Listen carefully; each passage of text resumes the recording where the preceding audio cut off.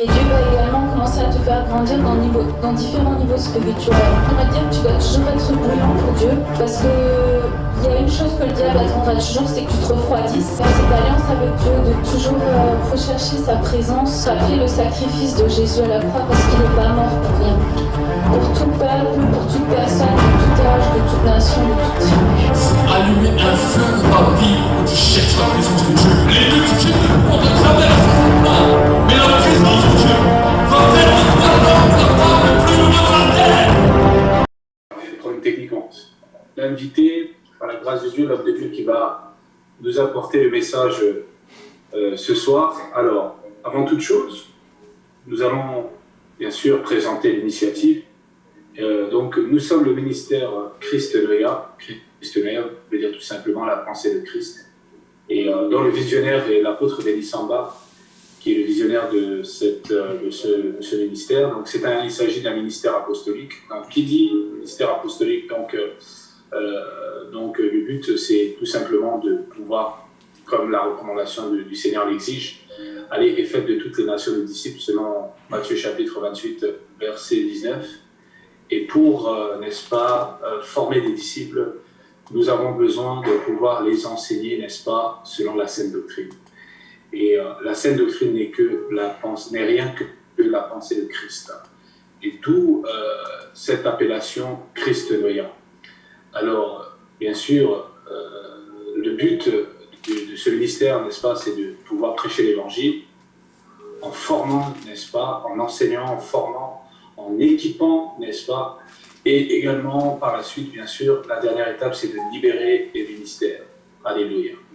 Et sans pour attendre, je vais présenter l'orateur aujourd'hui, de ce jour. Donc je vais l'inviter de pouvoir se présenter, le prophète Walid Zouach. Nous sommes très heureux ce soir de l'accueillir parmi nous, par la grâce de Dieu. Je bénis le Seigneur qui a rendu toutes choses possibles. Et vraiment, nous sommes très honorés ce soir de le recevoir parmi nous. Un homme de Dieu qui fait un travail vraiment exceptionnel en Alsace, au niveau de la ville de Strasbourg, si je ne me trompe pas. Donc il est aussi également pasteur principal de cette œuvre. Donc c'est, si je ne me trompe pas, homme de Dieu, c'est Centre Mondial du Réveil, c'est ça? Oui, c'est ça. C'est ça, d'accord, très bien. En tout cas, nous sommes très heureux de te recevoir, de t'accueillir ce soir, homme de Dieu. En tout cas, sens-toi libre ici, tu es à la maison. Amen. Alors, pour ceux qui ne connaissent pas le pasteur Walid Zouach, je suis bien sûr très honoré de l'accueillir parce qu'il s'agit d'un homme de Dieu de même origine que moi. Nous sommes, comme vous voyez, des Maghrébins. Et nous bénissons parce que nous venons de loin, nous avons bien sûr tout à chacun une histoire commune avec le Seigneur, avec cette belle rencontre qui a bouleversé notre vie. N'est-ce pas? Nous étions des anciens musulmans et aujourd'hui nous sommes des enfants de Dieu et nous sommes également des prédicateurs de la bonne nouvelle. Cette bonne nouvelle qui a bouleversé et changé notre vie. En tout cas, homme de Dieu, sens-toi libre. Je vais te laisser la parole et prends le temps qu'il te faudra par rapport au message que le Seigneur t'a communiqué. En tout cas, nous t'accueillons et nous acclamons le Seigneur pour cette initiative. Là où vous êtes commencé à acclamer le Seigneur. En tout cas, bienvenue, homme de Dieu. Shalom, shalom. À toi la parole. Amen. Bonjour à tous, shalom à tous. Merci, évangéliste Amir, pour ton invitation dans lequel nous nous sentons énormément honorés. Je bénis aussi ton père spirituel, l'apôtre Denis Samba, qui est aussi un ami et que je salue au passage. Merci Seigneur pour le travail extraordinaire qu'il fait. Et merci aussi pour ce temps de rencontre que vous me permettez de pouvoir apporter la parole de Dieu. Je crois que nous sommes dans les temps favorables où la parole de Dieu a le poids et un impact. Vous savez, de tout temps, la parole a été semée. Mais je crois que maintenant ces temps sont encore plus favorables parce que la Bible nous dit que Jésus revient bientôt. Nous sommes dans la dernière ligne droite. Vous savez, il y a eu des flambeaux qui se sont passés depuis que l'Église a été créée, des flambeaux qui ont été donnés, des hommes de réveil qui ont impacté leur temps, impacté leur génération, impacté le temps où ils ont été sur terre. Et je crois que Dieu est en train de lever une nouvelle armée. Je crois que Dieu est en train de bouleverser et d'impacter une nouvelle armée qui se lève. C'est vraiment un sujet, je sais que d'habitude je n'ai pas l'habitude qu'on m'impose des fois des programmes ou des sujets, mais je crois que vraiment ce sujet a vraiment été très bien inspiré. Alors que, vous savez, quand l'évangéliste ami, on m'a dit, tu vas parler de Josué. Alors c'est vrai qu'il y a beaucoup de choses à dire, et je sais que pendant une semaine, vous avez eu des merveilleux orateurs qui ont apporté des sujets les plus merveilleux que les autres, et c'est vrai que c'est un sujet très beau, mais également très complexe, parce que quand on parle de Josué, je sais que beaucoup de prédicateurs parlent de cela, on a tous le sujet, à cœur, comment on appelle cela, le fardeau de la transmission. Je crois que chaque homme de Dieu, qu'il soit apôtre, qu'il soit pasteur, qu'il soit prophète, qu'il soit évangéliste, a dans son cœur le sujet de la transmission. Et quand on parle de transmission, bien sûr, on ne peut pas parler de transmission sans parler des hommes tels que Josué, sans parler des hommes tels que Élisée. Ce sont des genres de sujets qui reviennent souvent quand on parle de transmission. Et je sais que peut-être vous qui me suivez, vous avez peut-être entendu 1001 sujets sur Josué, sur Élisée, sur toutes les dimensions de transmission. Et quand on parle d'un sujet qui est déjà élaboré par différents hommes de Dieu à travers le monde, on a toujours la pensée, mais Seigneur, qu'est-ce que tu veux que nous puissions apporter? Nous ne voulons pas simplement dire refaire quelque chose de réchauffé ou quelque chose qu'on va redonner et redonner et redonner. Non, j'ai dit Seigneur, qu'est-ce que tu veux que j'apporte en plus de ce message? Et en plus, l'évangéliste ami m'a dit tu vas être le dernier. Encore si je serais été le premier, j'aurais pu dire bon, on aurait pu parler de ceci, on aurait pu parler de cela. mais chaque fois, bon, j'ai la grâce d'être toujours le dernier. Alors moi, je sais que mon nom de famille c'est Zouache, donc c'était par un Z. Amen.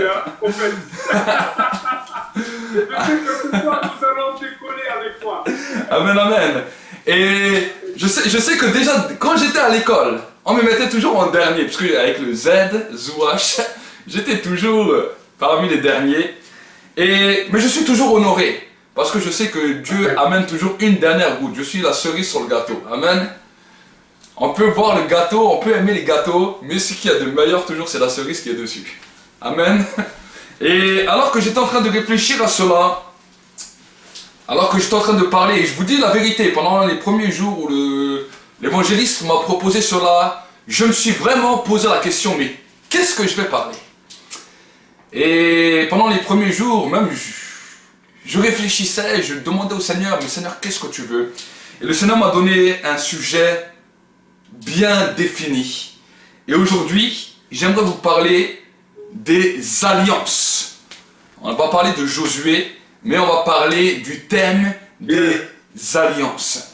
Et nous allons voir ensemble que c'est quelque chose de très important, parce qu'on ne peut pas conquérir un pays, on ne peut pas conquérir un territoire, on ne peut pas conquérir une génération sans préalablement passer par des alliances. Alors avant que nous puissions continuer, je vais peut-être juste prendre ma guitare, je vais faire un ou deux chants, si l'évangéliste nous le permet, et ensuite nous allons rentrer dans le vif du sujet. Alors je vous bénis à vous tous qui nous suivez de Facebook, je ne vous connais pas, je ne sais pas qui vous êtes, c'est vrai que je n'ai pas beaucoup l'habitude de passer sur les réseaux comme Facebook, mais pour moi c'est un immense honneur de pouvoir être avec vous aujourd'hui. Et nous allons faire peut-être une ou deux chansons. Alléluia. Et ensuite, je vais rentrer vraiment dans le vif du sujet. Et je sais vraiment que le Seigneur va vous bénir. Yes, yes. Vous êtes dans les plateaux du CMR. Dans nos plateaux du CMR TV. Alléluia. Et nous sommes vraiment heureux. Yes.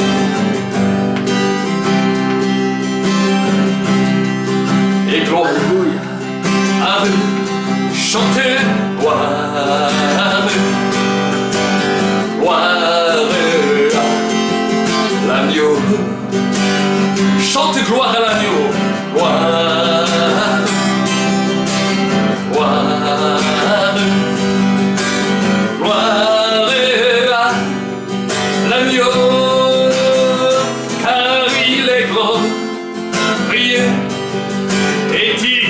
de régner. L'agneau est souverain, nous élevons nos voix, nous élevons la voix pour l'adorer. L'agneau est souverain. Chante avec moi.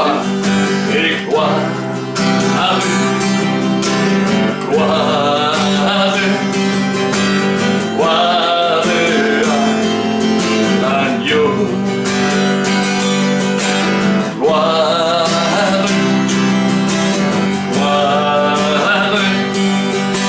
gloire à l'agneau, car il est glorieux et digne de régner. L'agneau est souverain, nous élevons nos voix, nous élevons la voix pour l'adorer. L'agneau est souverain, l'agneau est souverain, oh, l'agneau est souverain. Oh, là où tu es, commence à bénir le Seigneur. Laisse-toi remplir de sa présence. Laisse-toi visiter par la puissance du Saint-Esprit. Laisse-toi visiter par le feu du Saint-Esprit, afin d'être disposé pour entendre la parole de Dieu. Là où tu es, commence à prier en d'autres langues. Laisse-toi saisir par la puissance, par le feu. Et peut-être si tu es malade et tu nous suis, reçois la guérison, reçois le miracle, reçois la restauration, reçois la libération. Rabasoko robo santa liakarai, roko santa liakabaso korobaya taria karaso, rikantorabaka rabasoria tarai, roko bo santa liakai, eliakoraba santo liakarasai robosai. Que ton cœur soit disposé, que ton cœur soit disposé, afin que la parole puisse produire du fruit, afin que la parole de Dieu puisse entrer dans une terre fertile. Au nom de Jésus, soyez renouvelés dans l'onction, soyez impactés par la puissance du Saint-Esprit.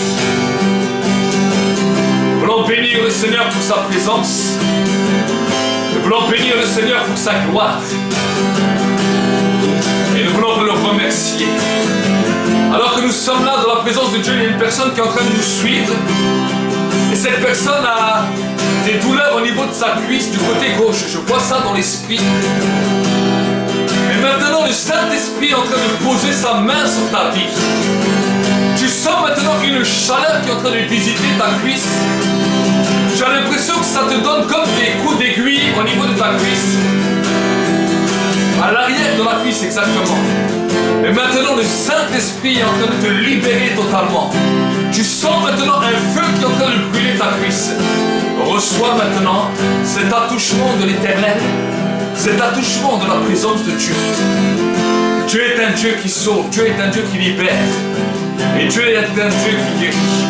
Plusieurs sont en train d'être visités maintenant. D'être visités et impactés par la puissance du feu.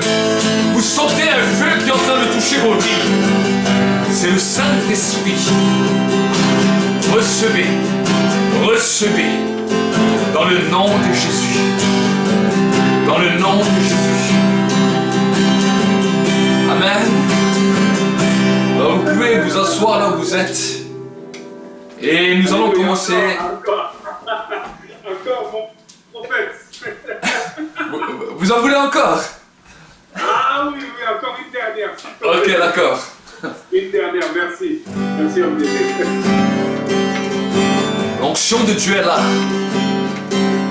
La présence de Dieu est là. Alors j'aimerais vous demander, nous allons chanter l'hymne national du ciel. Vous savez, j'ai pu voyager dans différents endroits pour le ministère.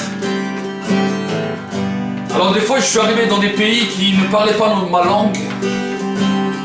Mais il y a un chant qu'on chantait dans toutes les nations où j'ai pu aller, dans tous les endroits où j'ai pu aller. Et je l'ai appelé l'hymne national du ciel. Alors j'aimerais t'encourager à poser ta main droite sur ton cœur et à lever l'autre main.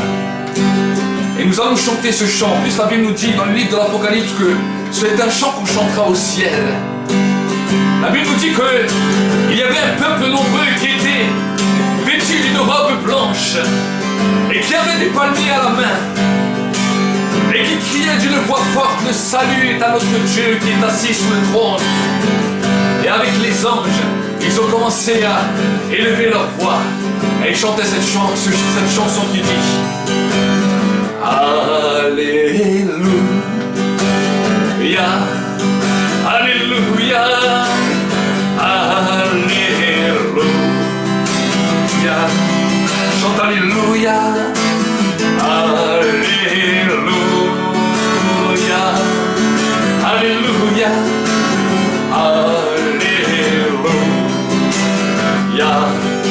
Alléluia, Alléluia,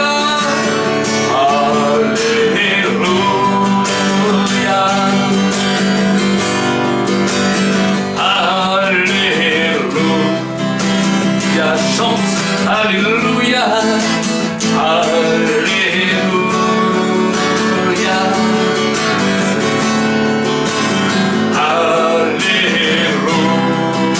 Alléluia. Gloire au Saint-Esprit, gloire au Saint-Esprit, gloire au Saint-Esprit, gloire au Saint-Esprit, gloire au Saint-Esprit, gloire au Saint-Esprit. Chante Alléluia, Alléluia. Gloire au Saint-Esprit, gloire au Saint-Esprit, et gloire au Saint-Esprit, gloire au Saint-Esprit, gloire au Saint-Esprit. Alléluia, Alléluia, Alléluia, Alléluia,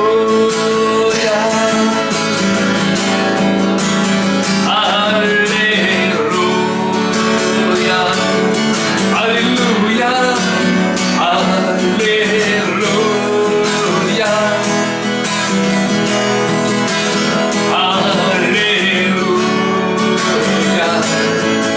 Alléluia,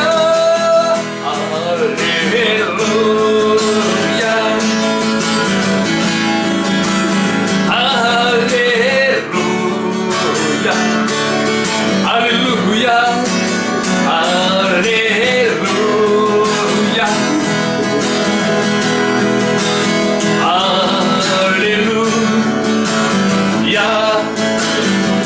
Corrabasando yo corrobosanda ya carabaso corrabasaya ray. Rocorroba sacarabasai. Ricatora bacarra sorra bashaca sorra rayatai. Il corrobo santa ya royo narrabasai poracai. Corribasanto ya carabaso corrabasai torianarai. Alors que nous sommes là encore dans la présence de Dieu, je vois une autre personne qui est là en train de nous suivre et cette personne a des douleurs au niveau de son tendon. Je vois comme une tendinite au niveau du cou droit. Et cela te donne des coups au niveau de ton bras. Je vois que cette tendinite est exactement au niveau du coude de la main droite. Et alors que je suis en train de te donner cette parole, la puissance du Saint-Esprit descend sur toi. Cette douleur est en train de quitter. Maintenant, le feu du Saint-Esprit, le Saint-Esprit est en train de te libérer. Au nom de Jésus. Et alors que je suis en train de parler, il y a une personne qui est là, qui est en train de nous suivre et qui a des douleurs au niveau de son genou droit. Le genou droit. Et le Saint-Esprit est en train de toucher ce genou. Commence à bouger le genou. Commence à bouger ton genou. Le Saint-Esprit est en train de refaire ton cartilage. J'entends dans l'esprit le cartilage. Le cartilage avait été touché.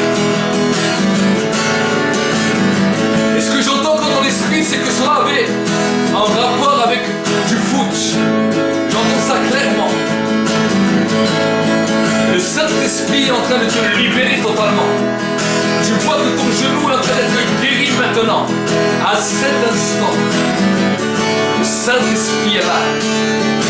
Rabasso Poriakara Baria, Oriavakara Santariandarasa, Oravasantariandarasa.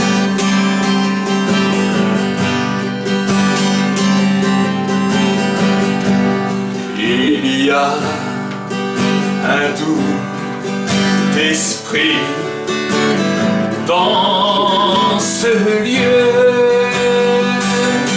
là où vous êtes dans vos maisons, et je sais que c'est Jésus,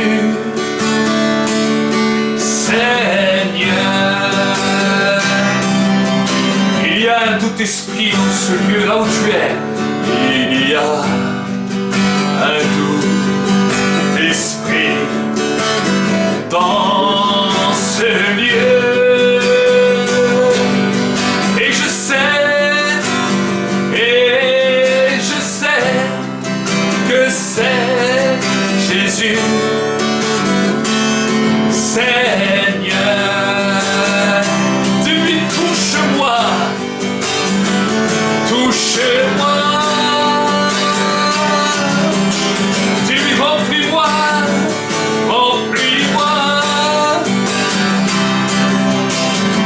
Dis-lui, touche-moi, touche-moi.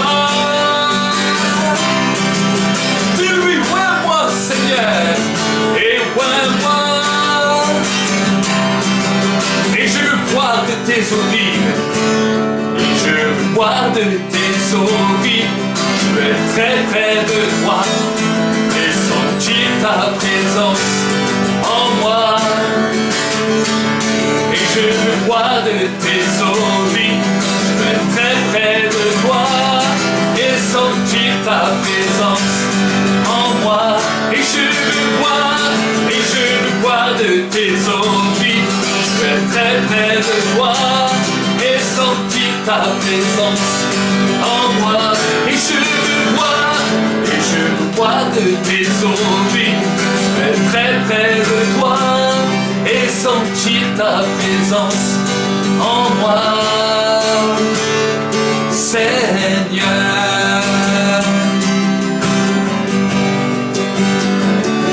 Seigneur. Oh, là où vous êtes, commencez à remercier la personne du Saint-Esprit. L'Esprit de Dieu.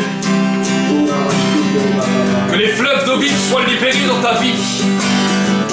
Que les fleuves d'eau vive soient libérés dans ta vie. Oh, commence à lui dire, remplis-moi, inonde-moi, visite-moi. J'ai besoin de toi. Oh Seigneur.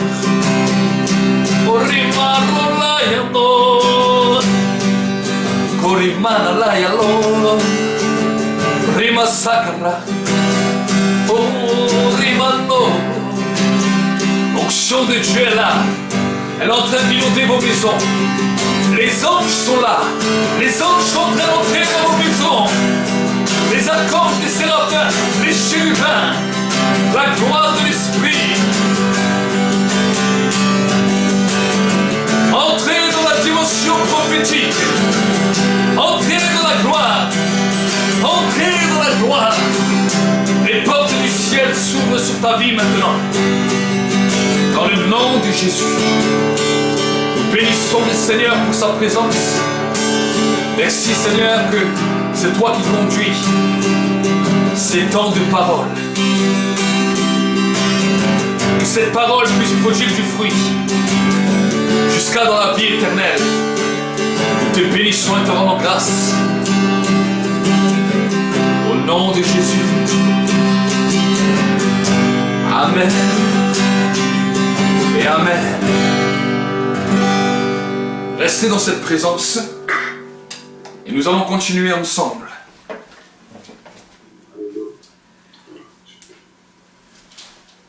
Alors j'espère que vous êtes bien assis dans vos chaises, dans vos fauteuils, devant vos télévisions, devant vos ordinateurs.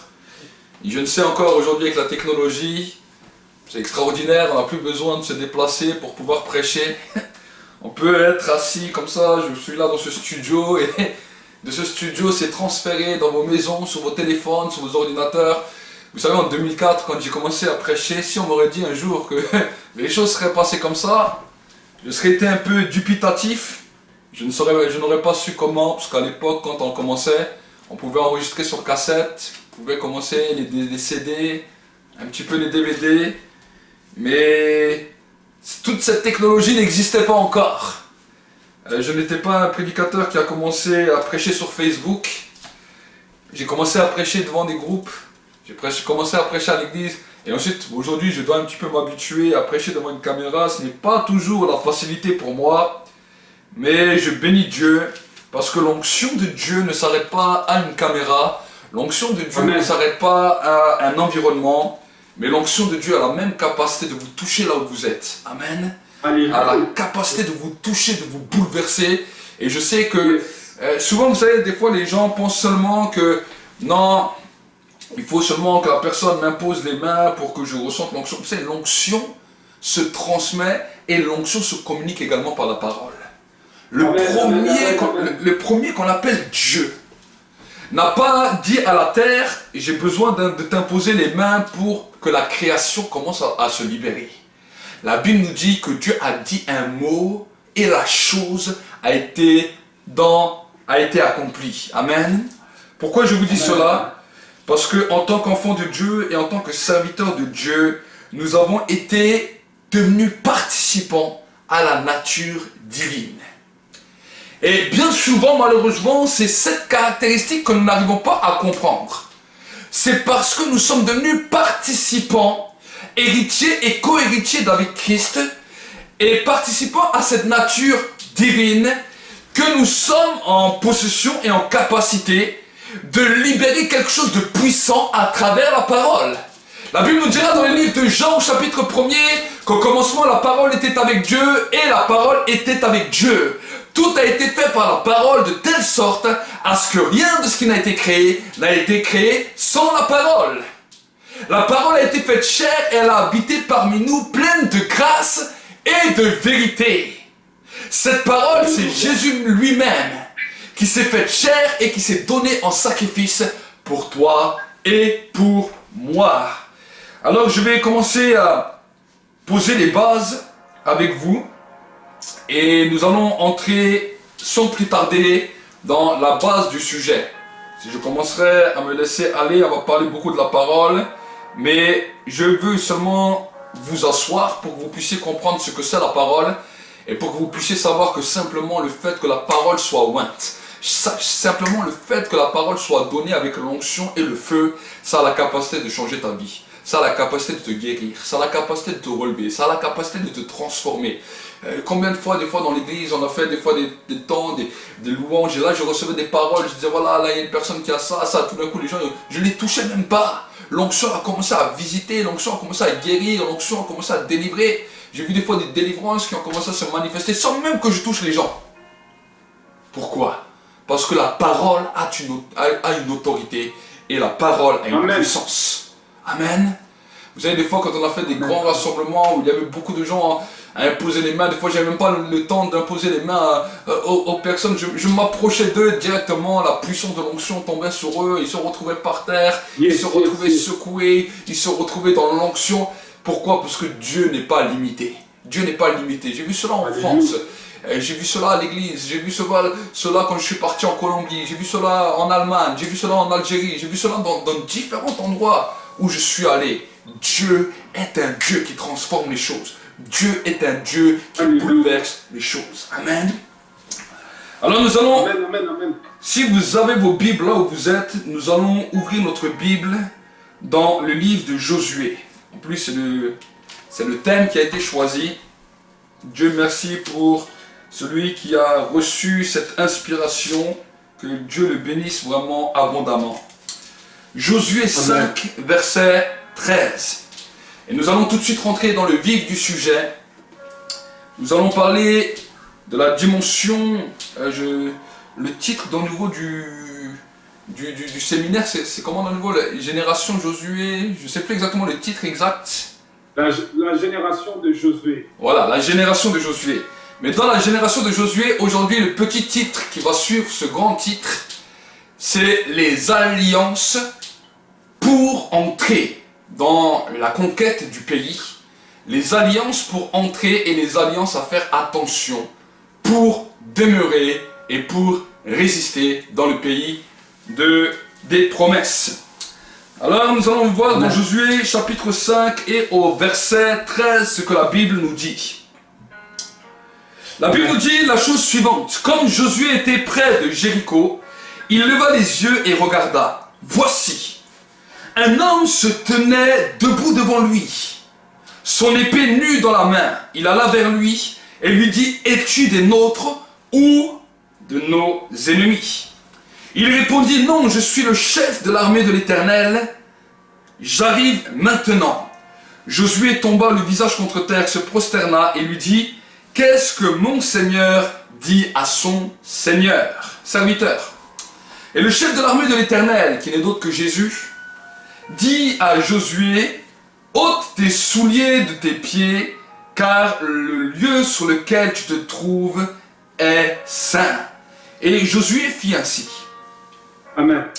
Jéricho était fermé et barricadé devant les enfants d'Israël. Personne ne sortait et personne n'entrait. L'Éternel dit à Josué, vois, je livre entre tes mains Jéricho et son roi, ses vaillants soldats. Faites le tour de la ville, vous tous les hommes de guerre. Faites une fois le tour de la ville. Tu feras ainsi pendant 6 jours. 7 sacrificateurs porteront devant l'arche 7 trompettes retentissantes. Et le 7e jour, vous ferez 7 fois le tour de la ville. Et les sacrificateurs sonneront des trompettes.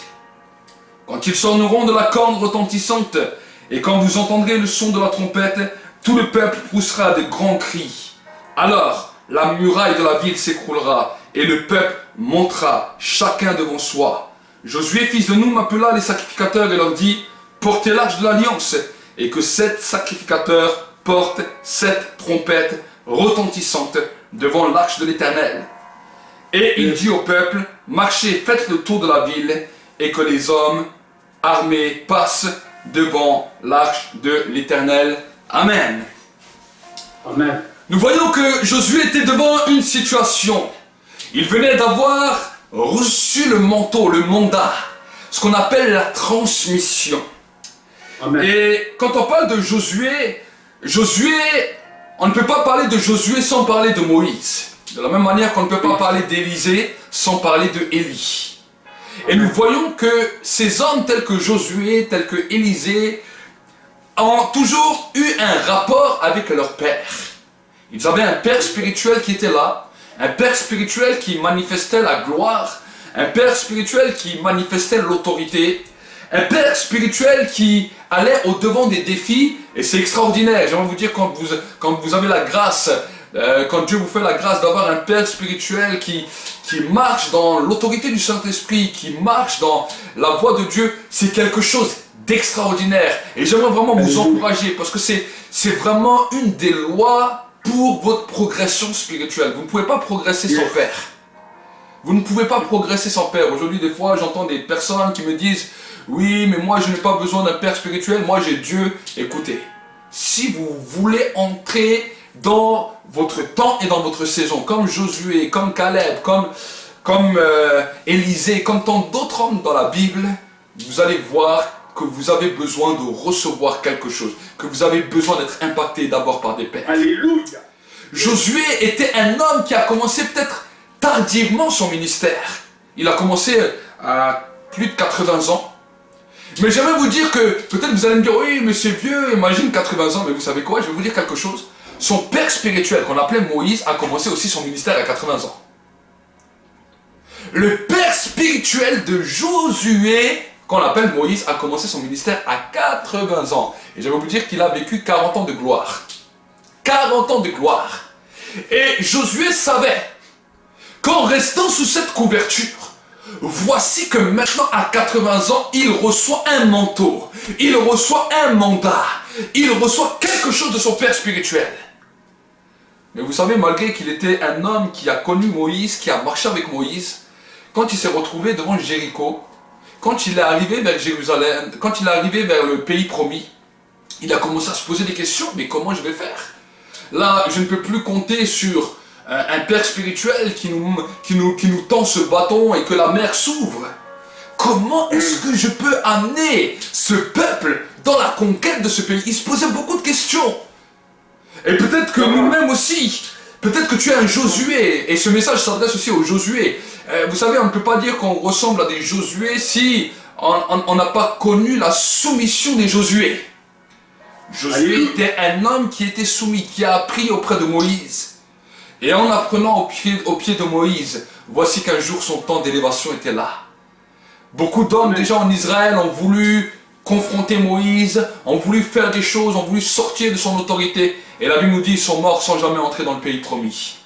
Mais la dimension de la soumission a permis que Josué et Caleb étaient propulsés non seulement vers le rappel, mais également vers le pays promis. Et la Bible nous dit que quand Josué était dans ce temps d'attente, quand Josué était là à se poser 1001 questions, voici que la puissance du miraculeux a commencé à venir dans sa vie. De la même manière que le buisson ardent s'est révélé à travers Moïse, la Bible nous dit que maintenant l'ange de l'Éternel, qu'on appelle Jésus, il est venu sous forme humaine, avec une épée nue à la main, l'épée qui est le symbole de la victoire, l'épée qui est le symbole de la parole, mais l'épée qui est aussi le symbole de la victoire. Il est venu comme ça devant lui, et Josué, qui était un homme qui avait appris le discernement, à savoir qu'il ne fallait pas faire alliance avec tout le monde et avec n'importe qui, lui a posé une question. Es-tu un ami ou es-tu un ennemi? Et quand la Bible nous dit que l'ange de l'Éternel lui a dit « Je suis le chef de l'armée de l'Éternel », à ce moment-là, Josué s'est prosterné. Et quand il s'est prosterné, la Bible nous dit qu'il a dû enlever ses souliers de la même manière que Moïse a enlevé ses souliers. Enlever des fois ses souliers veut dire dans nos vies que nous devons enlever nos priori. Nous devons enlever peut-être nos raisonnements. Vous savez, chaque fois que nous voulons travailler dans le service de Dieu, dans le travail de Dieu, chaque fois quand Dieu va venir nous visiter, il va te dire d'enlever tes souliers. Ce n'est pas comme dans... Vous savez, dans certaines religions, on te dit non, c'est pour la pureté. Alors vous allez chez les musulmans, on vous dit d'enlever vos chaussures. Mais ça, c'est simplement une manière charnelle de faire les choses. Mais dans la dimension spirituelle, ce que Dieu est en train de dire, tu as déjà préparé des projets, parce que chaque serviteur, chaque homme qui veut aller dans le pays promis a déjà une pensée bien définie dans sa vie. Et j'aimerais vous dire, moi-même aussi dans le ministère au début, quand j'ai commencé, même si je n'avais pas vraiment de vision bien claire, bien définie, j'avais aussi une façon de penser, de croire que ça allait marcher comme ça. Mais quand Dieu est venu me visiter personnellement, c'était déjà, j'ai été visité par lui lors de ma conversion. Mais après, j'ai eu la visitation dans le ministère. Parce que la visitation du ministère et la visitation de la conversion sont deux dimensions qui sont totalement différentes. Tu peux avoir réussi la visitation de la conversion, mais tu peux échouer la visitation du ministère. Et la Bible nous dit que Josué était là. Il avait ses plans, il avait déjà ses projets, il avait des hommes, des soldats avec lui.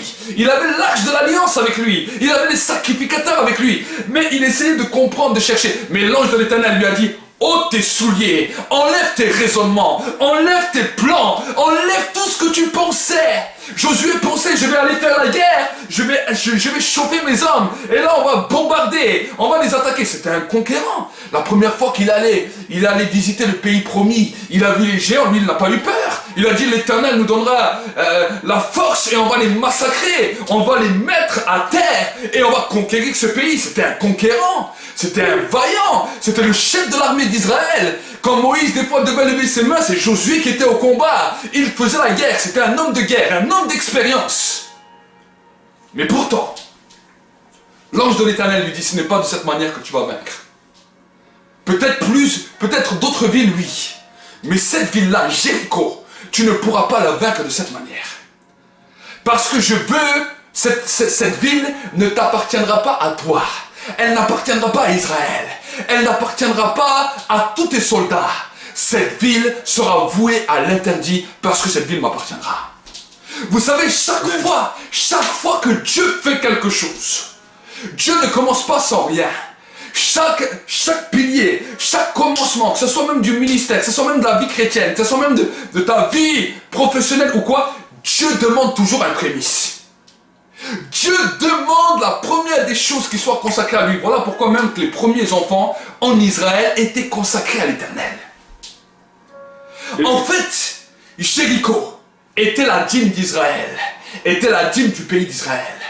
Voilà pourquoi l'Éternel a donné des recommandations bien précises. Il a dit, pour avoir cette ville, tu ne l'auras pas par la guerre, tu ne l'auras pas par les armes, mais tu l'auras par le silence. En marchant tout autour. Tu marcheras tout autour dans le silence pendant 6 jours. Alors, je ne sais pas si vous vous imaginez. Une armée qui a l'habitude de pousser des cris de guerre, une armée qui a l'habitude de se battre, qu'il n'y a aucun peureux parmi eux, vous leur dites à tous de se taire et de marcher au garde à vous pendant plus de 7 jours d'affilée. Mais c'est inimaginable. Yes. Inimaginable. Et l'ange de l'Éternel lui a dit ça. Et il lui a donné encore une autre recommandation. Il a dit, tu ne prendras ni or, ni argent. Tout ce qui aura dans cette ville de Jéricho, tu le détruiras et tu le frapperas, tu le livreras à l'interdit, parce que cela appartient à l'Éternel. Et Josué a écouté, et nous pouvons voir qu'avant même que, quand Josué est arrivé à Gilgal, alors que le peuple n'était pas encore circoncis, vous savez, ils étaient sortis d'Égypte, mais ils n'avaient pas connu la circoncision. C'était une nouvelle génération que en Égypte, on a négligé cela. Alors que le peuple d'Israël devait manifester la circoncision, mais jusque du temps de Josué, c'est comme si tous les mâles n'étaient pas circoncis. Donc quand ils sont arrivés à Gilgal, avant de pouvoir entrer là-dedans, il fallait qu'ils passent par une circoncision.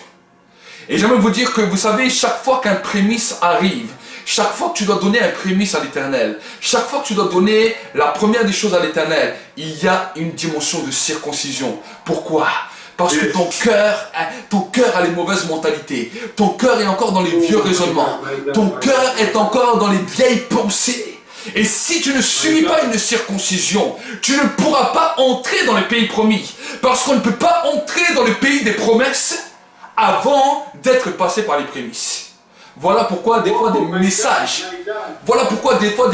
tels que la dîme, tels que l'offrande, tels que des choses comme ça, ça peut sembler être une folie pour beaucoup de personnes parce que c'est une dimension des prémices. C'est une dimension des prémices. Et sans passer par les prémices, tu ne peux jamais entrer dans le pays des promesses. Parce que avant le temps des promesses, il y a d'abord la dimension du sacrifice. Il y a d'abord la dimension du sacrifice.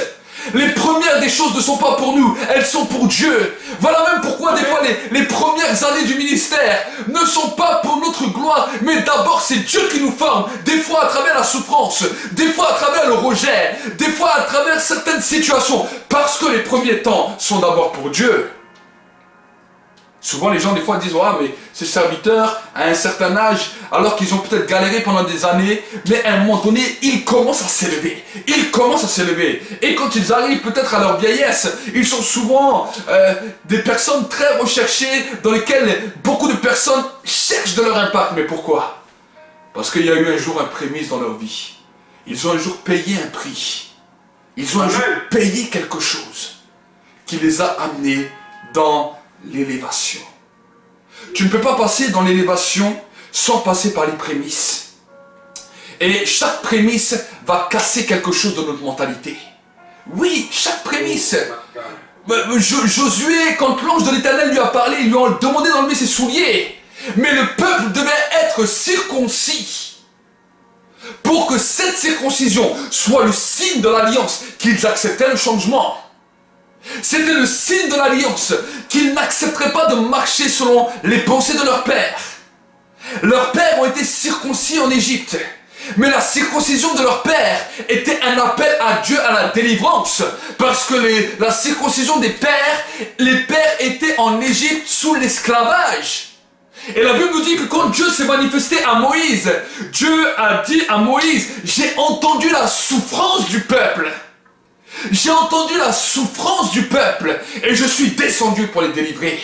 Leur circoncision, leur alliance était un appel à Dieu, un cri à Dieu pour la délivrance. Alléluia. Mais la circoncision de la descendance de la génération de Josué était une circoncision pour entrer dans le pays des promesses. Ce n'était pas la même circoncision. Et je veux te dire que dans ta vie, tu auras plusieurs dimensions de circoncision. Oh my God. La première des circoncisions est la circoncision, bien sûr, du salut. Nous étions ignorants à Dieu. Nous étions sans connaître Dieu. Nous ne le connaissions pas.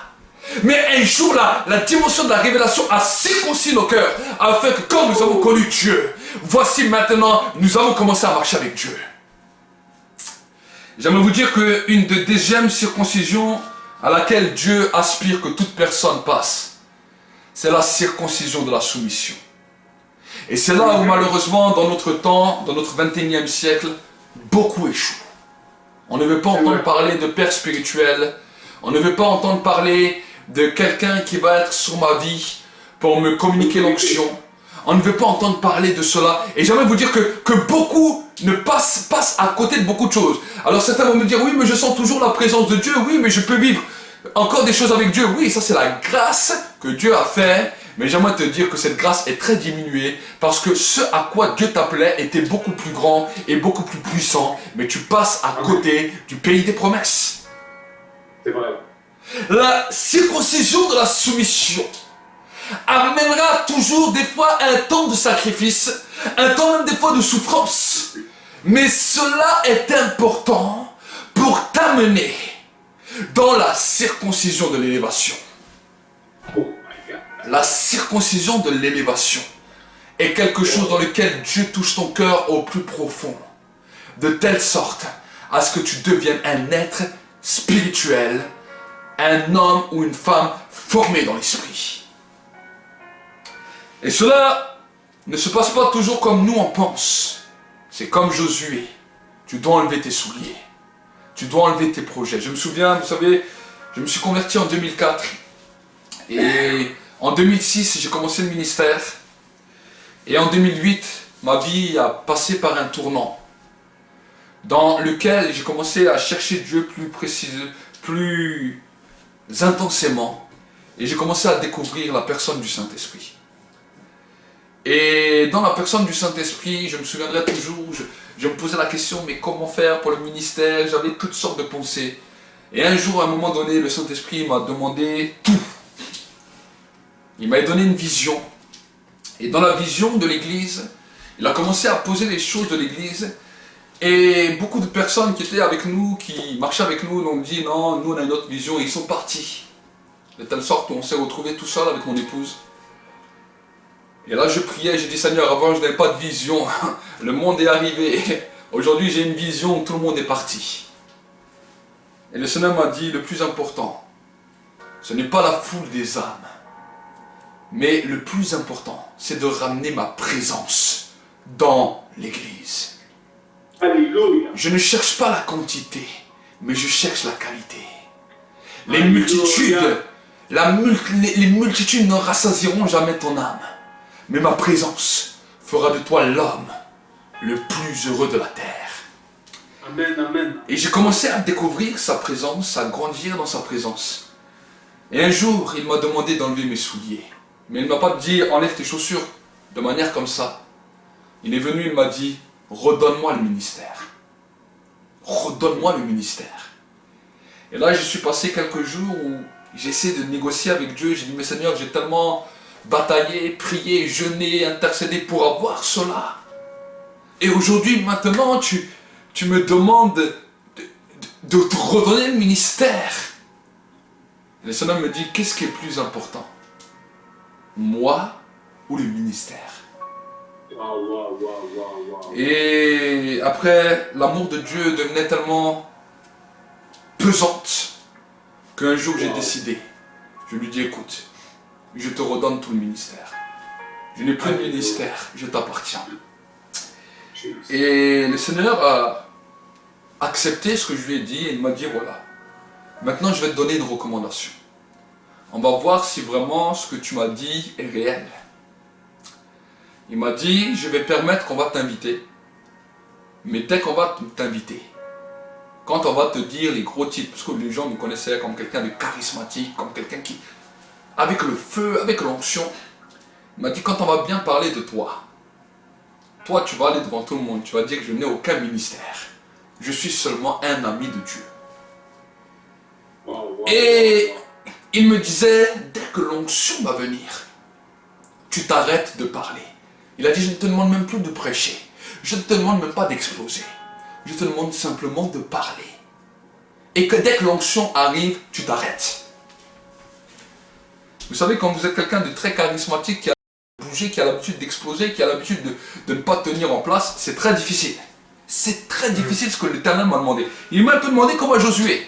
Josué lui a dit à des hommes guerriers qui ont l'habitude de se battre, qui ont l'habitude de faire une face à face, il leur demande de marcher en silence, de se taire et de simplement promener une petite promenade, aller dire à des militaires de haut niveau, des légionnaires qui s'entraînent tous les jours, qui font les parcours du combattant à 2000%, vous leur dites bon, vous allez dans les coins ennemis, vous allez faire une promenade tous les jours, pendant 6 jours. Je vous garantis que les légionnaires vont vous regarder bizarrement. Et quelque part, je me suis trouvé dans cette situation. Et un homme de Dieu m'a invité, et puisque les gens me connaissaient, donc il y avait beaucoup de gens qui étaient venus. Et lui, encore, il grossit bien les choses. Vous savez, des fois, on peut inviter des hommes de Dieu. Et dans certains milieux, on te grossit bien les choses. On te donne une carte de visite. Tu as l'impression que c'est limite un président qui débarque. Et le Seigneur m'a dit, est-ce que tu te rappelles de l'Alliance? Je fais, ok. Je suis arrivé devant, comme orateur. Et je dis, bon, écoutez, messieurs, dames, je vais vous dire quelque chose. Je ne suis pas du tout un... Je n'ai aucun ministère. Je n'ai aucun don, je suis simplement l'ami du Saint-Esprit. Et je suis simplement un ami de Dieu. Et j'ai parlé. Et quand l'onction est arrivée, je me suis arrêté. Et là, beaucoup de gens sont venus me voir à la fin, mais ce que tu nous dis, on n'a jamais entendu, parle-nous en plus et tout. Et pendant tout un temps, le Seigneur m'a laissé dans cette position. Jusqu'au bout d'un moment où je me suis trouvé à l'aise. Parce que vous savez, la chose la plus bizarre que le Seigneur me demandait, alors que moi, avant, j'arrivais, je voulais faire qu'une seule chose, prier pour toutes les gens, chasser les démons, imposer les mains aux malades. Non, non, non. Dieu me dit, dans certains... Je me souviens, je suis une fois allé dans une réunion, le Seigneur m'a dit, à la fin, tu ne vas pas prier pour les gens. Tu vas serrer les mains des gens et tu vas faire des photos. Je dis, je vais faire des photos? Oui, il m'a dit, je vais t'apprendre des choses.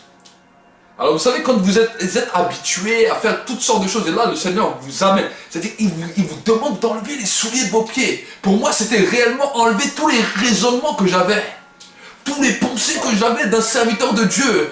Vous savez, pour moi, le serviteur de Dieu, c'était celui-là qui devait prier tout le temps, pour tout le monde, pour... Non, et quand tu arrives quelque part, limite, on voyait que toi. Et non, le Seigneur m'a appris à m'effacer. Alléluia. Il m'a dit, tu donnes un message, tu vas, tu serres les mains aux gens, tu fais une photo comme si tu étais un ami à eux, et tu pars. Wow. Et j'ai commencé à faire ça, et je vous garantis, mes amis, ça m'a fait un choc. Ça a cassé quelque chose à l'intérieur de moi. Mais oui, parce qu'avant, chaque fois, dès que j'arrivais à un endroit, même quand j'étais pas dans l'église, partout où j'allais, pour moi, j'étais un serviteur de Dieu. Non, je suis un serviteur de Dieu. Et beaucoup aujourd'hui sont comme ça. Tu sais, des fois, ils se prennent carrément trop au sérieux. Quand ils arrivent quelque part, on dirait que c'est eux qui imposent, et voilà, personne d'autre. Non, ce que Dieu est en train de m'apprendre, c'est, des fois, efface-toi. Efface-toi. Ce que Dieu est en train d'apprendre à ces soldats de Josué. Effacez-vous, vous êtes des hommes forts, vous êtes des hommes costauds, mais ce combat n'est pas le vôtre, ce combat est celui de l'Éternel. Alléluia. Ce combat n'est pas le vôtre. Dieu un jour m'a dit, c'est pas toi qui as créé l'église. C'est pas toi qui as souffert pour le monde, c'est moi. Et j'ai commencé à apprendre. Et quand j'ai commencé je me souviens, c'était en 2012, j'ai commencé à être vraiment à l'aise avec ça. Vous savez, vous usez plus de force comme avant. Avant, j'usais des forces. Des fois, je sortais même des réunions. J'étais épuisé, fatigué. Je tombais carrément tellement que j'étais fatigué. Mais là, ça devenait agréable. Et là, Dieu me dit maintenant que tu as honoré ça, tu peux de nouveau exploser. Tu peux de nouveau aller, foncer. Mais j'aimerais vous dire, je l'ai fait de nouveau, mais quelque chose avait changé dans mon cœur. Je n'étais plus la même personne. Je savais que l'œuvre de Dieu ne dépendait pas seulement de moi, mais d'abord de Dieu. Et que Dieu pouvait utiliser aussi bien d'autres personnes que moi-même. Parce que des fois, en tant que serviteur de Dieu, si on est vrai un petit peu avec nous-mêmes, on a souvent l'impression que si nous on n'est pas là, les choses ne bougent pas. Que si nous on n'est pas là, les choses n'avancent pas. Vous savez, on a toutes sortes de raisonnements. Des fois, j'aime un peu être vrai avec les gens. Même moi-même, je l'ai pensé. Je me suis dit, ah non, non, le réveil, c'est parce que c'est moi, je viens de me convertir. Ah non. Les choses se manifestent. Dieu peut t'utiliser puissamment. Merci Seigneur, gloire à Dieu. Mais si Dieu te demande à un moment de t'effacer pour que lui continue, alors efface-toi. Amen. Efface-toi. Josué, c'était terrible. Il va voir son armée. Lui qui est habitué à les exciter pour la guerre. Il dit non, on va s'effacer. On va marcher tranquille. Qu'est-ce qu'ils ont dû dire, les soldats? Mais qu'est-ce qu'il nous fait, notre général? Il a perdu la tête. Mais la Bible nous dit non. Ils sont passés par la circoncision. Ils devaient se faire circoncire. La circoncision a commencé à changer leur cœur. Et ils ont obéi. Et nous connaissons tous l'histoire. Dieu a donné la victoire.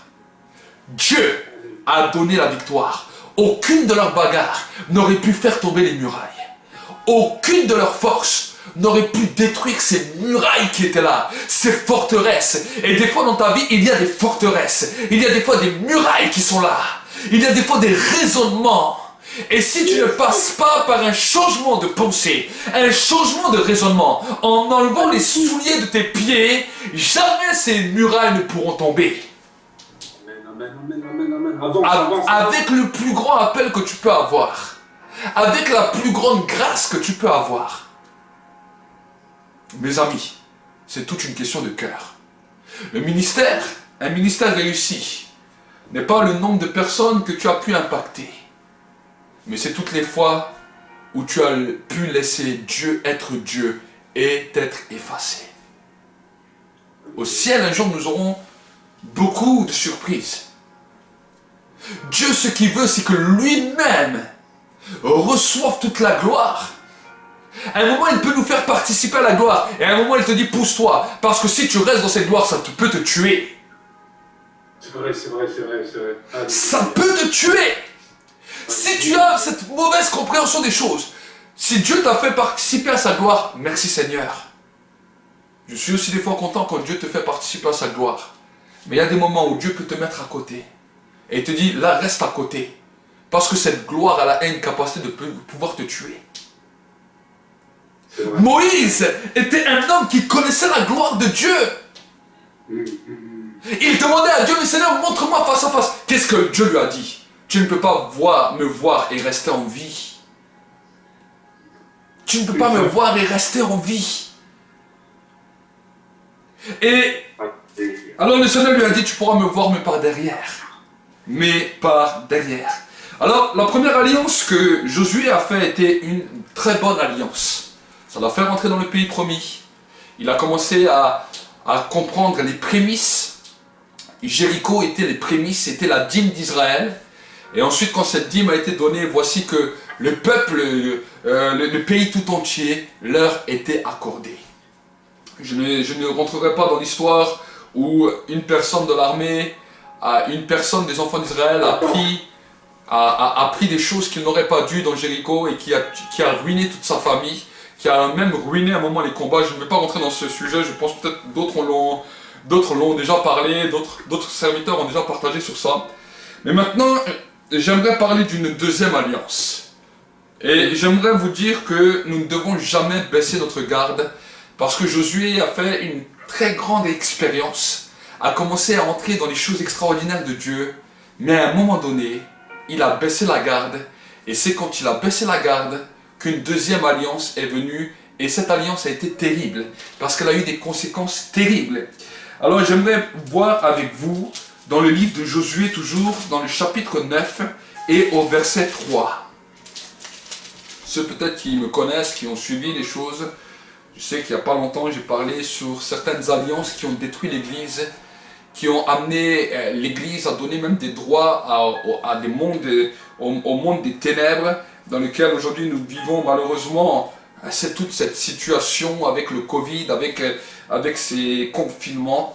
J'ai fait des enseignements sur ça où j'ai parlé clairement, prophétiquement des temps dans lesquels nous sommes et les mauvaises alliances qui ont fait que le peuple, les enfants de Dieu sont rentrés malheureusement dans cet état à cause des mauvaises alliances. Et nous allons voir ensemble aujourd'hui l'erreur aussi que Josué a fait. Josué a aussi fait cette erreur. Josué chapitre 9 et au verset 3. Nous allons lire ensemble. Les habitants de Gabaon, de leur côté, lorsqu'ils apprirent de quelle manière Josué avait traité Jéricho et Haï, eurent recours à la ruse et se mirent en route avec des provisions de voyage. Ils prirent de vieux sacs pour leurs ânes et de vieilles outres à vin déchirées et recousues. Ils portaient à leurs pieds de vieux souliers raccommodés et sur eux de vieux vêtements. Et tout le pain qu'ils avaient pour nourriture était sec et en miettes. Ils allèrent auprès de Josué au camp de Gilgal, et ils lui dirent, ainsi qu'à tous ceux d'Israël, nous venons d'un pays éloigné et maintenant faites alliance avec nous. Les hommes d'Israël répondirent à ces Éviens, peut-être vous habitez au milieu de nous, et comment ferions-nous alliance avec vous? Ils dirent à Josué, nous sommes tes serviteurs. Et Josué leur dit, qui êtes-vous et d'où venez-vous? Ils lui répondirent, tes serviteurs viennent d'un pays éloigné sur le renom de l'Éternel, ton Dieu, car nous avons entendu parler de lui et de tout ce qu'il a fait en Égypte, et de la manière dont il a traité les deux rois des Amoréens au-delà du Jourdain, Sion, roi de Heshbon, et Og, roi de Bassan, qui était à Ashtaroth.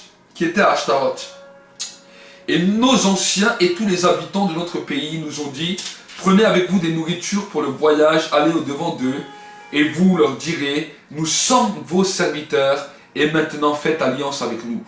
Voici notre pain, il était encore chaud quand nous avons fait provision dans nos maisons, le jour où nous sommes partis, pour venir vers vous, et maintenant il est en miettes, il est sec et en miettes.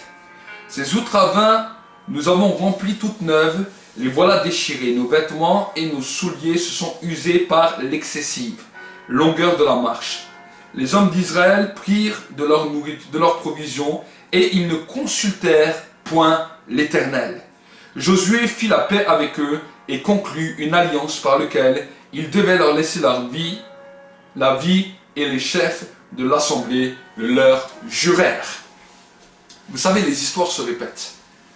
Quand Satan voit que tu commences à avancer, que tu commences à rentrer dans le pays des promesses, il ne va pas forcément essayer de t'avoir avec la séduction du péché, parce que nous avons grandi, nous avons eu un certain équilibre spirituel, et nous ne nous laissons plus avoir si facilement par le péché. Quand Satan voit que le péché ne marche plus, il va toujours essayer par la ruse pour essayer d'amener dans ta vie une alliance qui va te détruire. Josué était un grand chef.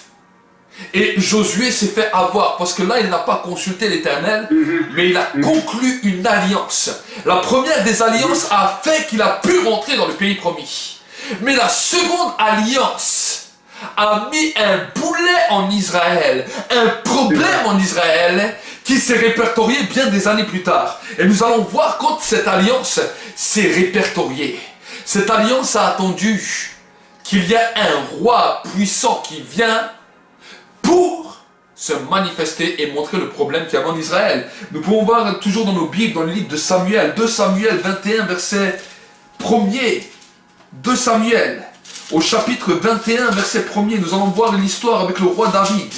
Le roi David arrive au pouvoir et nous allons voir que cette alliance mauvaise que les ennemis d'Israël ont fait par ruse a eu un problème quand David est arrivé roi. Regardez, dans 2 Samuel au chapitre 21, verset 1er. du temps de David, il eut une famine qui dura 3 années. David chercha la face de l'Éternel, et l'Éternel dit, c'est à cause de Saül et de la maison sanguinaire, c'est parce qu'il a fait périr les Gabaonites.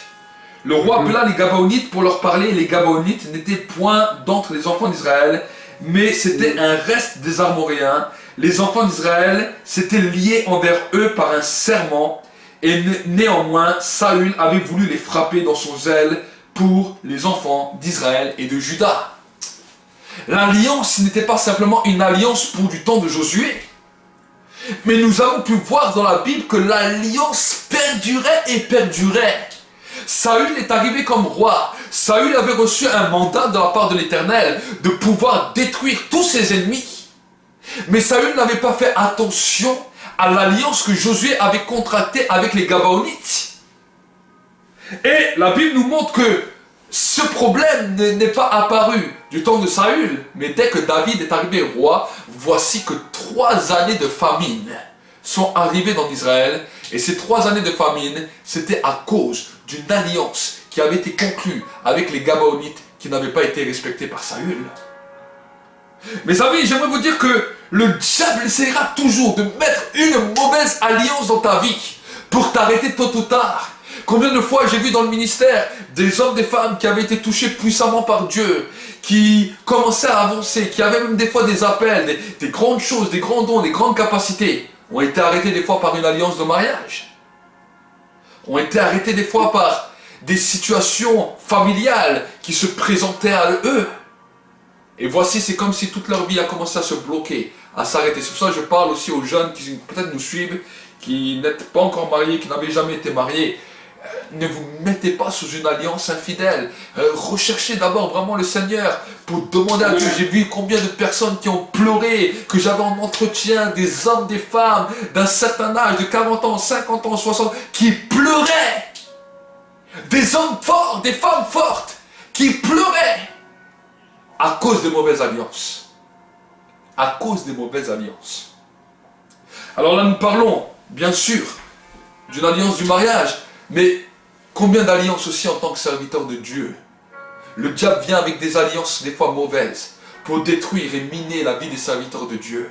Dieu veut que vous puissiez entrer dans le pays des promesses, mais Dieu ne veut pas que tu fasses alliance avec tout le monde et n'importe qui, mais que chaque alliance doit être bien mesurée, doit avoir été bien mise devant Dieu, parce qu'une alliance profane, une alliance mauvaise peut te détruire, mon frère, ma soeur.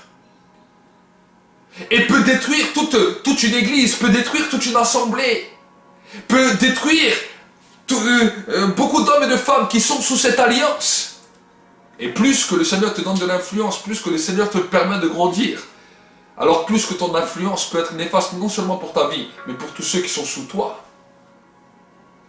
Mes amis, les mauvaises alliances d'un père dans une maison peuvent avoir une conséquence sur ses enfants, jusqu'à ses petits-enfants. Nous pouvons voir certaines malédictions dans la Bible qui ont frappé jusqu'à 12 générations. Mais j'aimerais vous dire que les bonnes alliances ont la capacité de faire entrer la bénédiction jusqu'à 1000 générations. Amen, amen, amen, amen, yes. Josué était un homme qui a fait une erreur. Oui, son erreur a eu une répercussion plus tard. Mais Josué était un homme ensuite qui a appris. Et ce que j'aime dans la vie de Josué, c'est que c'était un homme réfléchi, un homme qui savait peser le pour et le contre. C'est vrai. Un homme qui savait demander les directions à l'Éternel.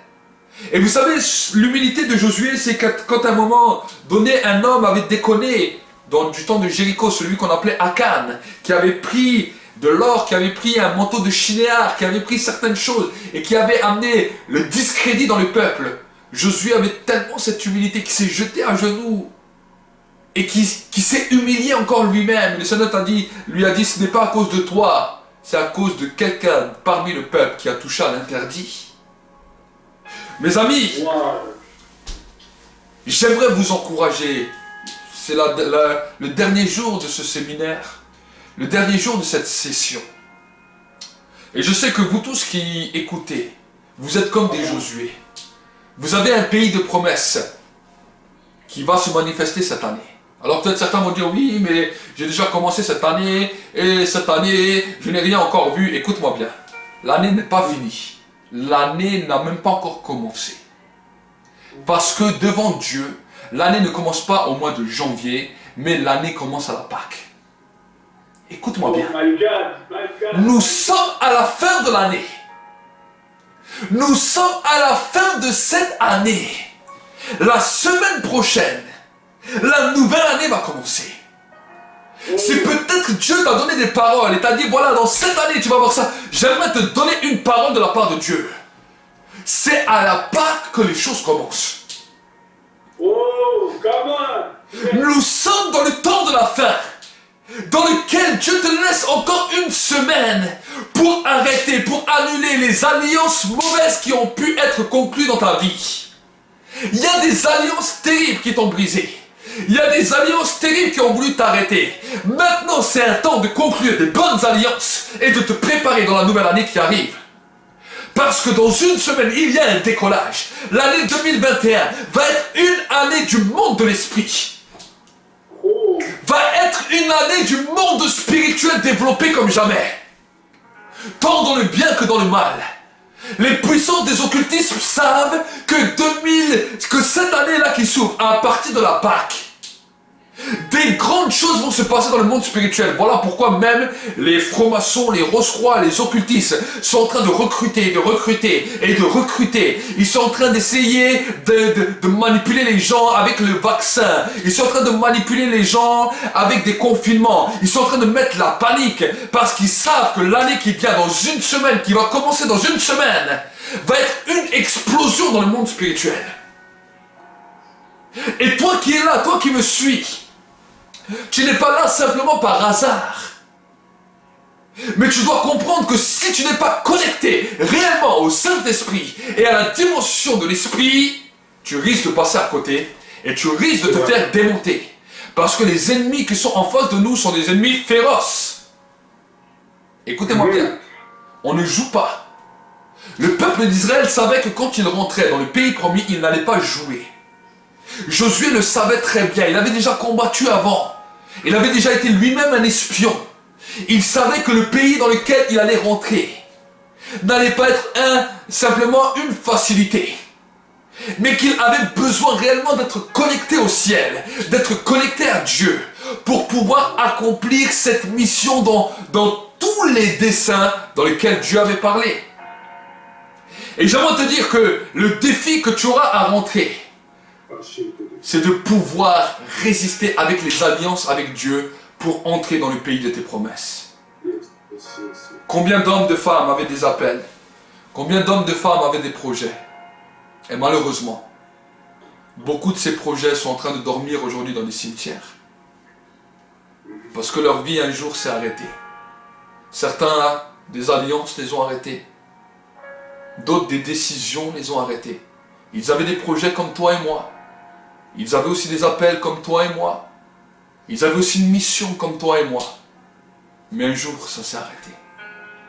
Mon ami, ma prière pour toi ce soir, c'est que tu puisses entrer. Que tu puisses entrer. Vous savez, je suis heureux quand je vois Dieu qui manifeste la grâce dans la vie des hommes. Mais mon cœur est triste quand je vois combien des fois aussi le diable séduit des hommes, séduit des femmes et les éloigne du but premier que Dieu avait pour eux.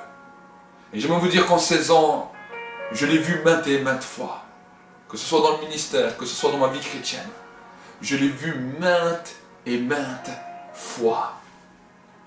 Vous savez, le plus important, ce n'est pas simplement de rentrer dans un ministère ou d'exercer un ministère.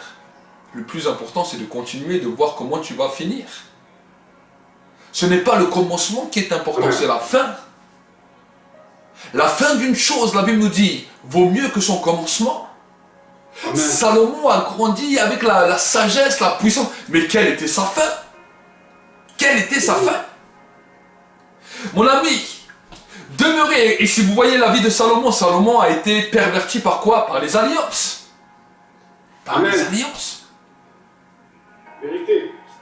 Aujourd'hui, toi qui es là, toi qui nous écoutes, sur quel pied cloches-tu? Des fois, on ne sait pas toujours comment nous diriger.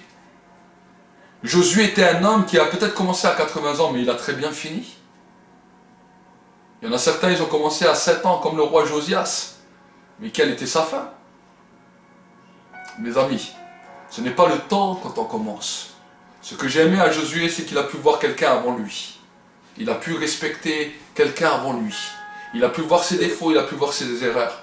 Et j'aimerais vous dire que quand des fois nous sommes enfants spirituels de quelqu'un, nous pouvons voir les moments où il y a la gloire, mais nous pouvons aussi voir les erreurs. Mais si nous voyons les erreurs, ce n'est pas pour les juger. Et si Dieu permet même qu'on peut voir des erreurs, ce n'est pas pour juger ces personnes. C'est pour apprendre d'eux et pour ne pas faire les mêmes erreurs. Amen. La caractéristique d'un fils, c'est quelqu'un qui peut couvrir son père aussi. Mais qui dit, voilà, j'ai pu voir cela. Et demander au Père, Père, prie pour moi pour que je ne fais pas la même erreur. Prie pour moi pour que je ne fais pas la même erreur. Et alors vous allez être construit. La différence entre Josué et Moïse, c'est que Josué a vu que Moïse, à cause de l'impatience, à cause de la colère, est passé à côté. Alors qu'il était un homme de puissance. Alors qu'il était un homme d'autorité. Mais Josué a observé cela pendant 40 ans. Pendant 40 ans. Alors qu'il est sorti de l'Égypte, il avait 40 ans. Moïse en avait 80. Mais pendant 40 ans, il l'a observé. Il a été avec lui. Il a marché avec lui. Il a marché. 40 ans d'observation a fait de ce Josué un homme extraordinaire. Amen. Qui d'entre nous, des fois on dit, oh, au bout de 6 mois, on est déjà fatigué, oh, encore attendre. Vous êtes tous pressés. J'ai vu beaucoup de jeunes, des fois autour de moi, les gens sont pressés. Mais c'est quand? Mes amis, assieds-toi, calme-toi. Ce que j'ai appris dans ces 16 ans de ministère, c'est dans le calme et la confiance que sera notre force. Yes, come on. Dans le calme et la confiance que sera notre force. C'est, vous savez, un marathon est différent qu'un sprint. Dieu ne t'appelle pas à devenir un sprinter, Dieu t'appelle à devenir un marathonneur. Celui qui fait le marathon, il peut faire 19, 20 km, 25. Des fois, il ne court pas peut-être très vite. Mais il dure. Et il dure. Le sprinter, il va te faire même pas 10 minutes. Et il va courir très vite. Mais après, il va être épuisé. Et il va s'arrêter très vite. Et il va s'arrêter vite. Mais nous sommes dans une course de relais. Nous allons faire peut-être, certains vont faire 20 km, 30 km, 20 ans, 30 ans, 40 ans. Et il arrive là. Il est toujours là. Et tout d'un coup, il donne un bâton à quelqu'un qui va être là, prêt à attendre. Le relais est pour celui qui va attendre. Le relais est pour celui qui peut attendre. Celui qui est trop pressé ne verra jamais le relais, ne verra jamais le bâton. Le bâton d'Aaron. Moïse un jour a dit une parole puissante. On verra à qui Dieu a donné la verge de l'autorité. Et c'était sur le bâton d'Aaron. Et curieusement, de tous les hommes qui étaient d'Israël, Moïse a posé les mains sur Josué. Un homme qui savait attendre. Un homme qui a su attendre. Son temps d'élévation. Son temps d'élévation. Nous sommes dans la même saison. Aujourd'hui, vous savez, même si le monde va vite, même si des fois certaines prophéties apocalyptiques sont en train de s'accomplir sous nos yeux, qu'on sent que le retour de Jésus va vite, ça ne veut pas dire que Dieu a changé ses manières et que Dieu veut pousser tout le monde à dire allez vite. Non. Dieu ne change pas. Dieu ne se laisse pas alarmer par toutes ces choses. C'est ce que j'ai appris avec le Seigneur depuis ces 16 ans. Au début, j'étais comme vous. J'étais quelqu'un de fougueux qui disait ah, non, il faut que ça va vite. Mais Dieu m'a vite calmé. Vous savez, quand vous dites que ça faut que ça va vite et quand vous voyez que vous faites beaucoup d'efforts et que les choses ne bougent pas réellement, croyez-moi, vous allez vous calmer tout seul.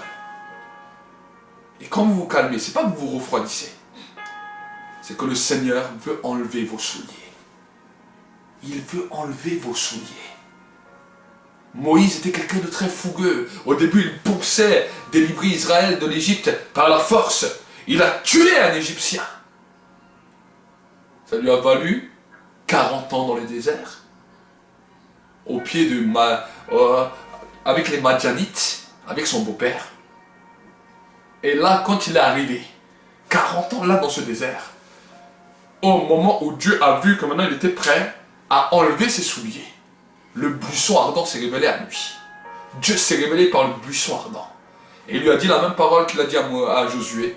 Ôte tes souliers, car le lieu sur lequel tu te trouves est une terre sainte. Et j'aimerais parler ce soir à plusieurs qui nous suivent. Ôtez vos souliers. Peut-être certains vont dire, oui, mais moi j'ai œuvré, j'ai travaillé, j'ai fait ceci, j'ai fait cela. Mais tu n'as jamais ôté tes souliers.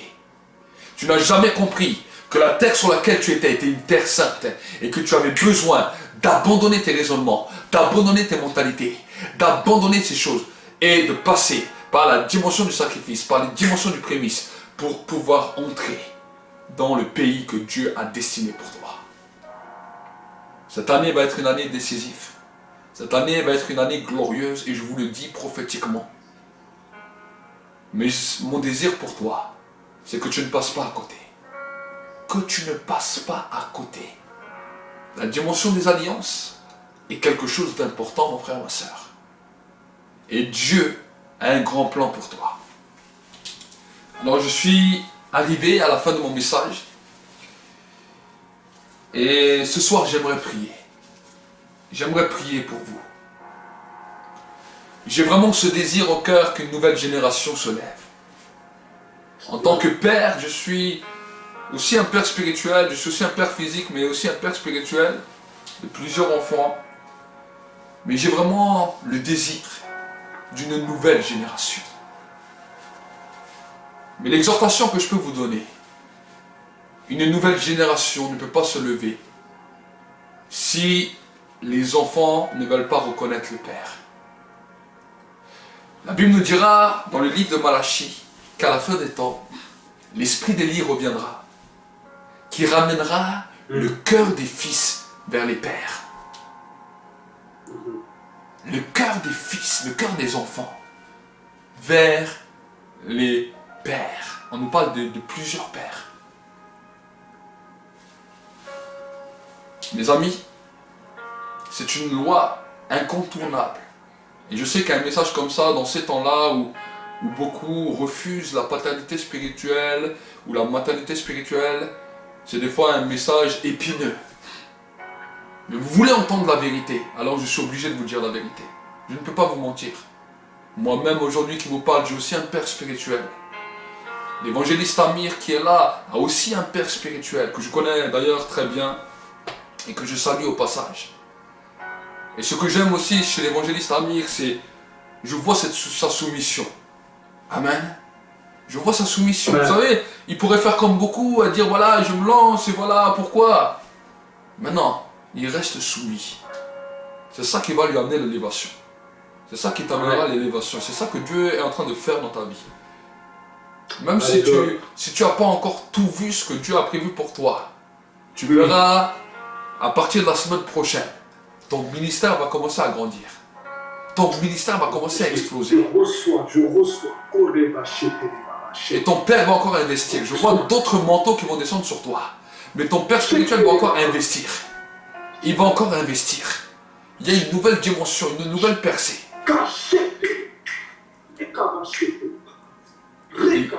Des guérisons, des miracles vont continuer à... Dieu va utiliser beaucoup dans ça. C'est une saison de guérison et de miracles. Où tes mains, il y aura le feu qui sortira de tes mains. Les gens vont voir le feu de tes mains et beaucoup de guérisons et de miracles vont commencer à se produire. Beaucoup. Beaucoup, beaucoup. Dieu va attirer des hommes et des femmes. Dieu va attirer des hommes et des femmes. Tu ne vas même pas savoir d'où ils vont venir. Mais Dieu va t'utiliser puissamment. Ta bouche sera un canal puissant dans lequel des hommes et des femmes, en t'entendant, vont être édifiés, exhortés. Parce que de la même manière qu'il y a une dimension évangélique sur ta vie, il y a aussi un côté prophétique. un côté prophétique dans lequel le monde de la vision, surtout c'est souvent des fois le soir quand tu es chez toi seul, il y a beaucoup d'images qui te viennent, beaucoup de visions qui te viennent. Ça c'est un côté prophétique qui est aussi sur toi. Même si je n'ai pas prophète, il y a une grande grâce prophétique qui t'accompagne. Et dans ton ministère, tu en auras beaucoup besoin. Parce que le Seigneur va permettre des alliances dans le monde spirituel avec lui à travers cette capacité prophétique. Et dans cette capacité prophétique, Dieu va t'amener dans des alliances. Il va te demander de faire certaines choses. Et quand tu vas faire ces choses, voici que tu vas voir des portes nouvelles s'ouvrir. Et je vois ton Père qui va être comme un Moïse derrière toi, à te soutenir, à prier, parce que tu vas être un homme de... Toi, tu es un homme de terrain. Toi, tu vas être sur le terrain. Et je vois ton Père spirituel qui va être dans le secret à t'épauler. Et tu vas gagner beaucoup de victoires. Je vois une équipe qui va commencer à se former tout autour de toi. Et cette équipe, tu vas investir en eux.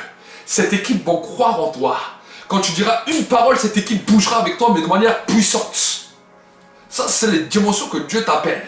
C'est dans la dimension dans laquelle Dieu veut t'amener. Et tu verras la gloire qui va se manifester. Puisque cette équipe, plus que l'onction remontera sur toi, l'onction se manifestera aussi sur cette équipe. Et alors vous allez être comme des guerriers qui allaient conquérir. Je vois non seulement des villes, mais je vois aussi des quartiers. Des quartiers dans lesquels vous allez rentrer. Et dès que vous allez rentrer, c'est comme si Dieu va vous le donner. Les forteresses vont tomber et Dieu va vous donner la possession. Dieu va vous donner la possession des territoires. Dieu va vous donner la possession des territoires. Au nom de Jésus. Et je vais prier aussi pour vous qui nous suivez. Que maintenant cette grâce aussi soit libérée sur l'évangéliste Amir maintenant. Je libère cette grâce maintenant. Je vois cela dans l'esprit de manière claire, de manière précise. Et je veux parler à vous tous aussi qui nous suivez, qui êtes là derrière vos ordinateurs, derrière vos écrans. Et je vais prier pour vous. Et je vais prier pour vous. Le Dieu des alliances. Mon Dieu qui est le Dieu des alliances. C'est à cause des alliances que je suis là où je suis. Ce n'est pas parce que je suis plus spécial qu'un autre. Ce n'est pas parce que j'ai un charisme plus grand que les autres. Non! Quand je me suis converti, c'était dur. C'était dur. Quand j'ai commencé le ministère, c'était dur, très dur. Les portes étaient fermées. J'ai essayé par le jeûne, par la prière, par toutes sortes de choses. Mais quand j'ai commencé à comprendre le mystère des alliances, et qu'un ange est venu, et j'ai fait une alliance avec l'ange Gabriel directement, il y a quelques années, ma vie a commencé à changer. Je ne vais pas raconter tout le mystère de cette alliance que Dieu a permis que je fasse. Mais c'est il y a quelques années, je pense en 2015 ou 2016, que Dieu m'a ouvert les choses et j'ai commencé à entrer dans le mystère des alliances. Et l'ange Gabriel est venu me voir personnellement. Dieu l'avait envoyé. Et c'est là où j'ai commencé à comprendre les choses de l'esprit. Et c'est là où Dieu a commencé à ouvrir des portes, alors que là où j'étais, je n'avais même pas de contact, je n'avais même pas avec des serviteurs. J'étais là, je ne savais même pas comment faire. Mais Dieu a ouvert des portes. Le Dieu des alliances que je sers est ton Dieu ce soir qui va commencer à manifester des alliances dans ta vie. La soumission est quelque chose d'important. Et dans cette soumission, Dieu va ouvrir, et Dieu va ouvrir, et Dieu va ouvrir. Seigneur mon Dieu, mon roi, je prie maintenant pour tous mes frères et sœurs qui sont là, qui sont en train de nous suivre. Et je prie maintenant que les portes de l'alliance commencent à s'ouvrir dans leur vie. Seigneur mon Dieu, mon roi, que les portes des alliances malsaines qui ont bloqué le peuple d'Israël ne puissent pas les bloquer, ne puissent même pas les atteindre. Je te demande, Seigneur, que ceux qui viennent avec la ruse pour leur proposer une alliance mauvaise, je déroute leur chemin maintenant. Je déroute leur chemin maintenant. Au nom de Jésus, je commande que là où ils ont commencé à marcher, qu'ils soient déroutés et qu'ils ne rencontrent jamais la vie de mes frères et de mes sœurs. Qu'ils ne rencontrent même pas leur vie. Parce que maintenant, je libère maintenant un escadron d'anges qui va commencer à les garder, qui va commencer à les protéger. Mais Seigneur, là où il y avait des anges qui devaient venir de toi pour les amener dans les alliances, je libère leur chemin. Qu'ils soient protégés, que l'ennemi ne puisse pas les arrêter. Ils ont voulu arrêter l'ange du temple de Daniel. Daniel était dans le jeûne, dans la prière. Ils ont voulu l'arrêter avec les lois des Mèdes et des Perses, avec les lois des gouvernements. Peut-être toi tu me suis, tu es en France, et les lois de la République ont voulu arrêter les anges qui voulaient venir te rencontrer pour ton alliance. Mais je paralyse ces œuvres maintenant. En tant qu'autorité spirituelle, je détruis ces œuvres maintenant et je les bouleverse. Je détruis ces œuvres. Je détruis les lois de la République qui voulaient te bloquer et j'anéantis leurs œuvres dans le monde visible et invisible. Peut-être tu es dans un autre pays. Alors je détruis maintenant les lois du pays dans lequel tu es, qui voulaient t'arrêter, qui voulaient t'empêcher à voir les anges de l'alliance qui étaient destinés. Alors j'aimerais vous dire quelque chose. Vous savez, la dimension des anges, il y a des fois les anges spirituels qui font partie de Dieu, mais il y a aussi des fois des anges qui peuvent venir sous forme humaine. Sous forme humaine et qui sont des hommes, mais qui sont aussi mentionnés comme des anges. Comme des anges. Et quand ils viennent vous apporter un message, quand ils viennent créer une alliance avec vous, c'est aussi une dimension de la même manière qu'un ange. Parce que la Bible nous dit que nous sommes en Christ une nouvelle créature, aussi bien physique qu'aussi bien spirituelle. Et j'aimerais t'annoncer aujourd'hui l'annonce des anges de l'alliance qui vont venir dans ta vie. L'annonce des anges de l'alliance. L'ange de l'Éternel est venu chez Josué. L'ange de l'Éternel est venu chez Josué. Commence à prier. Commence à prier. Commence à prier. Il y a une atmosphère de gloire qui est là. Il y a une onction puissante qui est là, qui est en train de se libérer maintenant, qui est en train de visiter les maisons maintenant, qui est en train de toucher les foyers maintenant, qui est en train de vous bouleverser là où vous êtes. Et je paralyse les œuvres des ténèbres. Je paralyse les œuvres de Satan. Là où Satan a voulu vous miner dans les pensées, dans les raisonnements, dans les mentalités, j'abats cela, je détruis cela, je frappe sur cela, je frappe, je frappe, je frappe, et je déclare maintenant que tu sois maintenant validé par Dieu et que le Saint-Esprit te remplisse, que maintenant Jésus te baptise dans le feu, qu'il te baptise dans le Saint-Esprit, qu'il te baptise de feu et que les sources d'eau vive qui étaient dans tes entrailles, dans ton sein, mais qui étaient bouchées, peut-être à cause de la religiosité, peut-être à cause des mauvaises alliances, peut-être à cause de certaines choses qui t'ont bloqué, je libère maintenant les sources d'eau vive, je libère maintenant les sources d'eau vive, et que ta parole puisse commencer à couler, que ta parole puisse commencer à couler, que la parole de Dieu coule en toi, coule en toi, coule en toi, coule en toi, que les fleuves commencent à se libérer, que les fleuves se libèrent, que les fleuves se libèrent, dans le nom de Jésus, in the name of Jesus Christ, dans le nom de Jésus-Christ, dans le nom de Jésus-Christ, je libère cette bénédiction. Merci Saint-Esprit, tu les touches maintenant, tu les visites, tu les bénis, au nom de Jésus-Christ. Amen, et Amen, et Amen. Soyez Amen, bénis. Amen. Amen, merci, alléluia.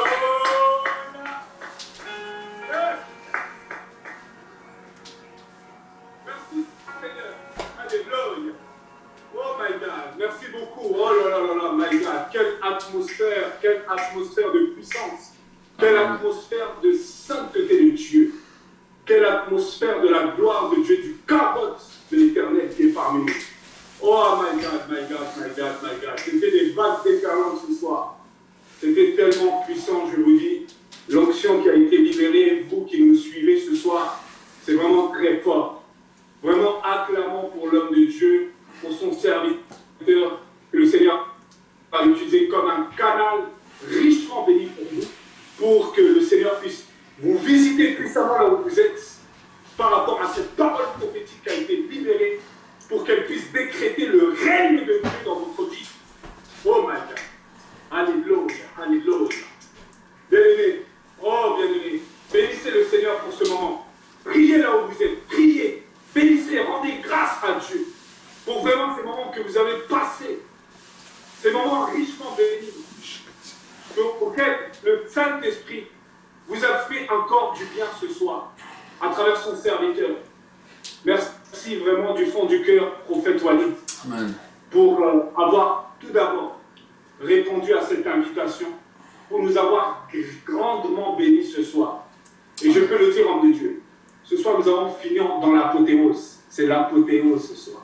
Amen. Et tout à l'heure, quand tu disais que souvent je suis le dernier, je ne dis pas cela en concurrence des autres hommes de Dieu, avec tout le respect, la considération que j'ai envers les autres hommes de Dieu qui ont apporté leur rapport.